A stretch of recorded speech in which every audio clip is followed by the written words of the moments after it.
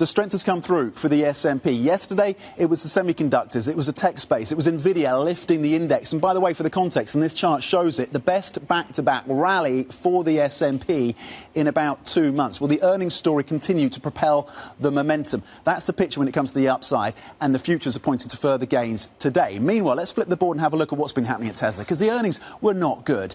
But the analysts came out and said they could have been worse. They're not quite as bad as they could have been. But also, more importantly, arguably, it's about the outlook and the fact that there was a little bit of hope that was sprinkled through that earnings call coming through from Elon Musk. 21 billion on the revenue, that was a miss versus the 22 billion.